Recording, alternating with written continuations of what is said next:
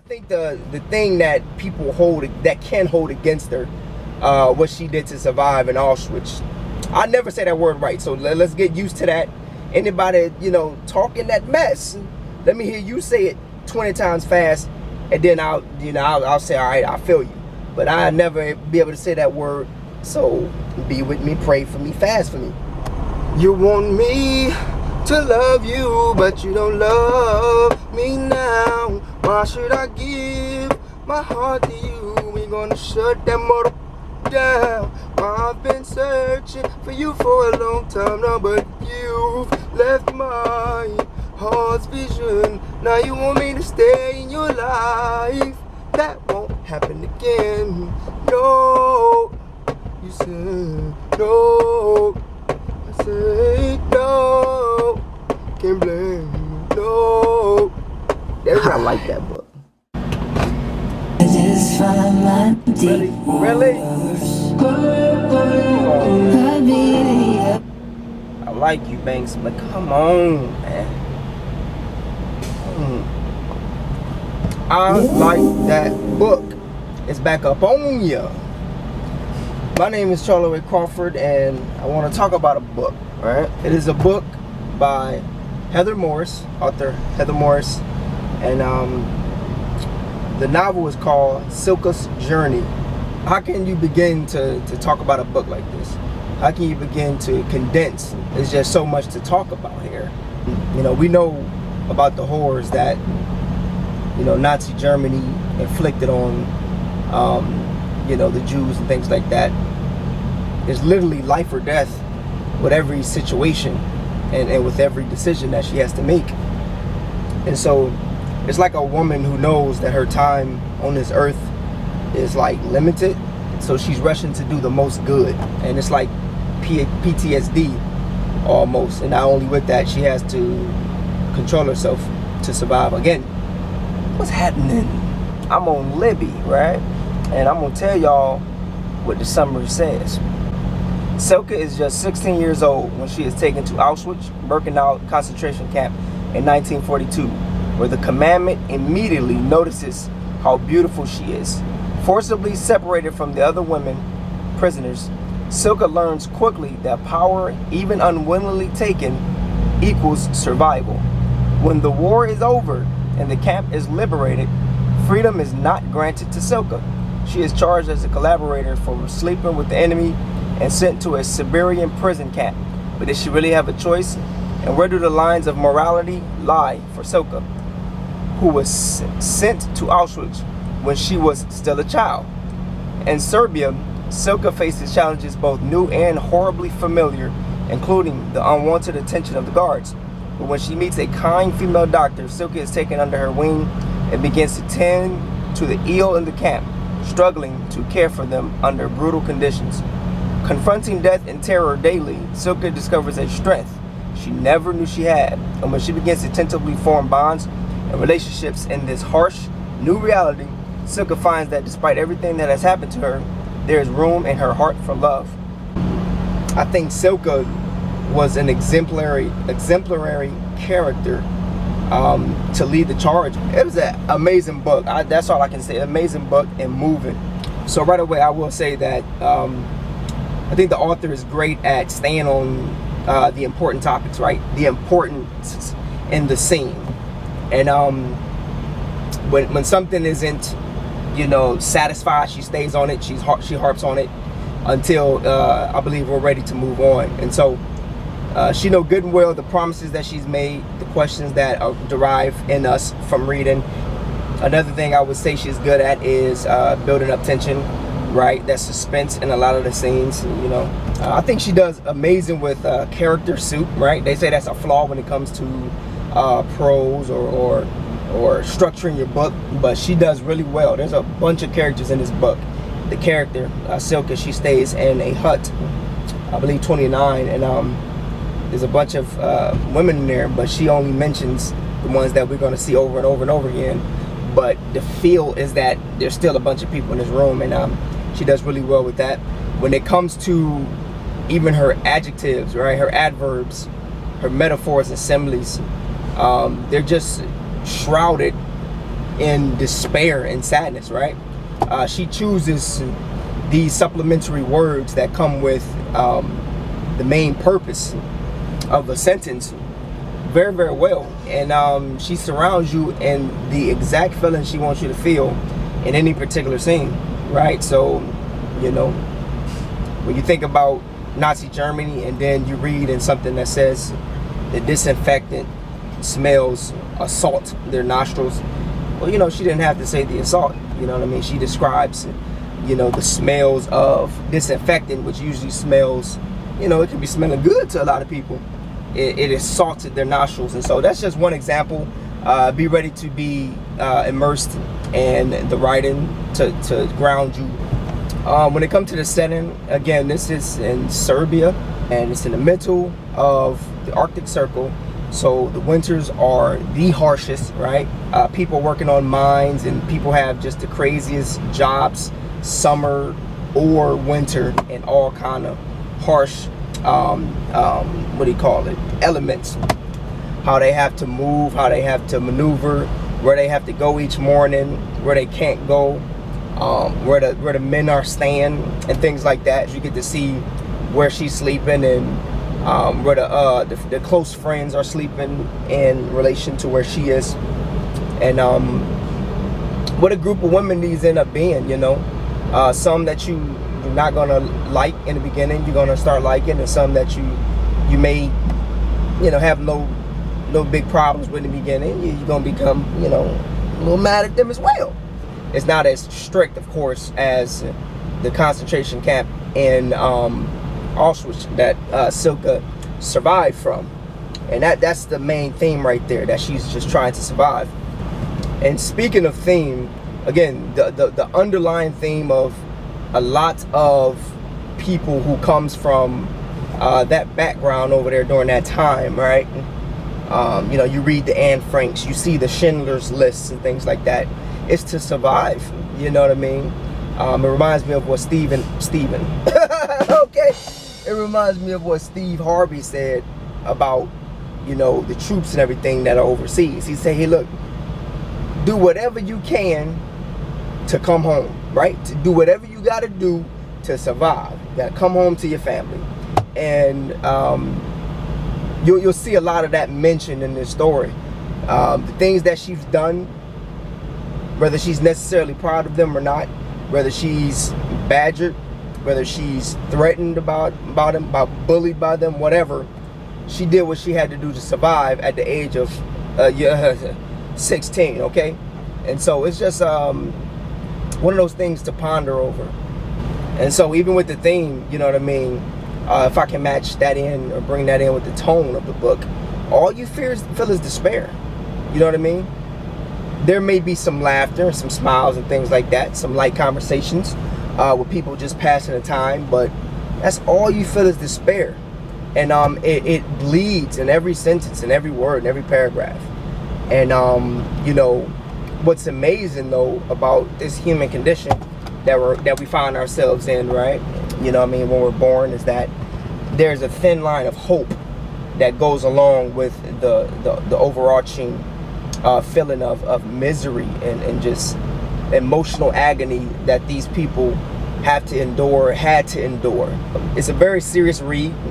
It's a very you know, heavy feeling that you're going to be in when you read this book. Let's talk a little bit about characters, because Cilka is the main character, and usually when you read novels, it's the secondary characters in a lot of books, which may be a flaw, but even in really good books, right, it's the secondary characters that are favorites that we read. But hands down, Cilka is my favorite in this book. And so I think she's just a character who understands, a character who relates, a character who feels all of the emotions that we feel, right? Anger, outrage, but she's somebody who knows that she has to channel it in order to succeed further down the line. A lot of people can't do that. And maybe because she came from the concentration camp, that when she gets to the setting of this particular novel, it's still a beautiful attribute to have. Even though she didn't see the you know, a lot of the compliments that people threw on her, right? Everybody called her brave and everything like that. she never seen that. And a lot of people who have that sincere and honest personality to them, or that skill or that attribute, they don't see that in themselves and things like that. And so it's not necessarily a flaw, but it can become an insecurity that haunts at you if you feel like you need to do more, and everybody's telling you, no, you're this type of person, you're brave, you're beautiful, you're the most compassionate person you ever met. And so Cilka was definitely that type of person. Also love that Cilka thinks several steps, right? Several steps in advance. And it shows you that having the capacity to be smart can particularly save your life, you know? And I aspire to be like Cilka. In the face of adversity, she cares for people. She cares for others over herself. And she becomes someone that people reaches out to, you know? And I noticed that a person that tends to be negative or become this type of way, they be around Cilka with all of the things that she traumatized with, right? They start to convert over to a better person. And she's quoted as wondering why she always stands out when she tries to blend in with the environment and shrink to the background and things like that, and not be someone that people notice or whatever. Because she's amazing. It's because she's absolutely amazing. That's why. If you ever find yourself wondering that, it's because you're a magnet. You know what I mean? People gravitate towards you. It's a beautiful, beautiful thing. And so not only is she loyal to people, extremely loyal to people, she's the type to want to repent and make atonement for the bad things that she's done. Even though she's done 100 great things, the one thing that she thinks she did bad, it tears her up inside. And you know, I kind of relate to that. Another character was Josie. I like Josie. Josie was the young one, right? She didn't really just lay down and go with anything and be quiet and stuff like that. She was kind of the rebel. I like that about her. She also had Cilka's best interest at heart. But I think the main thing, the drawback for someone like a Josie, is the naivety, right? We tend to be naive when we're young, but a lot of things that can come up against that, right? You can combat being naive is wisdom, right? Experience, and just listening to those around you, you know, the elders and the people that you trust who's giving great advice, because being not too naive can literally kill you, if not destroy your life, give you that simple judgment. There's a bunch of characters in the story who are very, very important to Cilka and very, very important to the story. But I feel like the main thing that helped Cilka truly come into her own was when she ended up getting noticed by the staff at the hospital, or the ward as they called it, where a lot of the nurses and doctors worked. And there was this one lady there, believe it or not, she volunteered, and she was just, to me, probably the most compassionate and just the best listener in the entire book, even over Cilka when it comes to the compassion.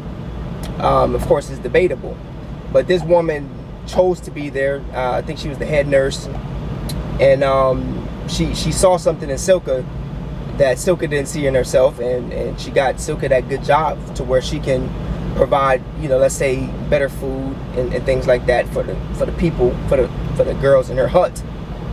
And she helped Cilka slowly, by becoming her main confidant and the person that she trusts the most outside of her family, which, may have met just a terrible end, in the past, And so I thought that because she lived in a moment like she did, and was just probably the best problem solver in the book as well, this Yelena guided and nurtured Cilka into the person that you're absolutely gonna love throughout all of these different scenes. Her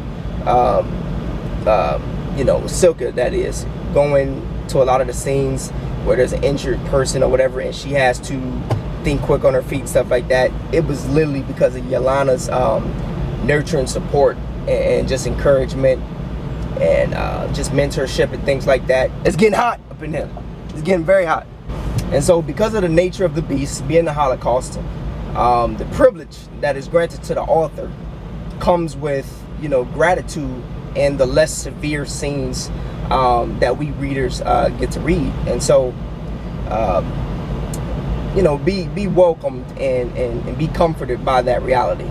Another thing I thought she did good with the pacing, intermingled with the plot, is her lengthy sentence that she get here in the location of this setting in this book.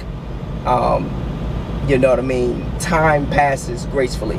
The author really did a really swell job in managing that. I mean, there's not a lot of drawbacks here. I'm not going to play with you. But a lot of these names that you will read, and I don't know why they got to say the first and last name all the time, but gonna be difficult. I went to the audiobook, but it was still difficult to remember a lot of times and pronounce. I think even though the plot and pacing was really good, the timelines, going from the present to a lot of the past and jumping back to the present and another time in the past and over and over and over again. I thought that could have been done better. It was nothing really to harp on, but you know what I mean, it can go, you know, it can be scrambly is what I can say. And so some of the fun things to look forward to, and when I say fun things, I just mean a lot of the conflicts that you're going to be enveloped with, is the hierarchy in the hut. It was a really good time reading that. Cilka's knack to survive is, it never really rubs everybody the right way, right? Just because you want to survive, you'll do everything, anything to do that, doesn't mean that we're going to lie down and do it. So definitely be expecting that. There's a lot of illness that hits, a lot of disease, just a lot of the harsh environments that they're, you know, surrounded with, coming back to biting everybody in the butt. Of course, be ready for that. And it's like every time Cilka saves someone, right, or attempts to save someone, there's another challenge even more pressing than the last one, and it just creates just a juicy read. I think another one is trying to save Josie, trying to be there for Josie, who was like a little sister to her in the book, that she just feels attached to and have to be there for her. Who should read the book? Everyone. When you think of the Holocaust and you see images of those starving people, right, naked, but maybe there's trousers or shorts or whatever they were wearing, or underwear, read this book, because that's not all to those victims. Here you get to see from the inside out instead of the outside in all the time. Yo, it's your favorite trucker again. Your favorite booktuber trucker. Y'all had to move from that other truck. That was absolutely ridiculous how loud it was. But what have I learned about my reading self from Cilka's journey? Number one, I love audiobooks when there's a British or a UK or there's an English narrator. I don't know why, it's just they're very precise and articulate, and they're able to, like for instance, this narrator was able to capture that sympathetic voice that Cilka had. Another one is, I'm definitely a crier.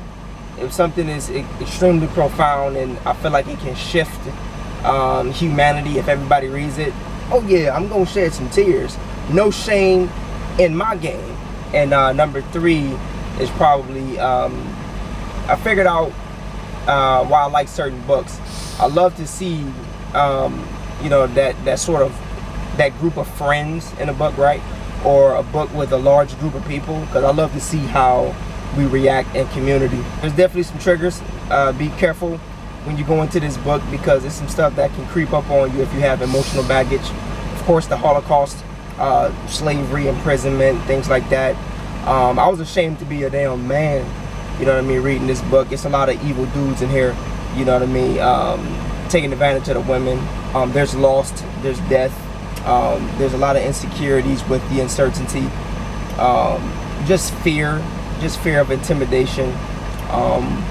Definitely have an open mind, know that you're okay. You're probably in the warmth of your house or a library or reading nook, wherever you are reading this book, and I just hope you can read it and get an experience out of it that just, you know, increases your hope in humanity. I feel like the big thing though is, or one of the big things is always, in a lot of these books that I review, is just the kindness that can shift an atmosphere.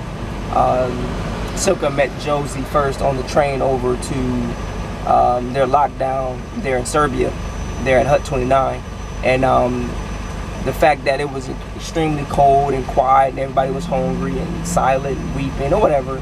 People was dying every damn day. Long train ride out there, and Josie and Cilka struck up a conversation, and from that it was warmth created. And you never know how, again, acts of kindness can shift the atmosphere. Just a question that I had.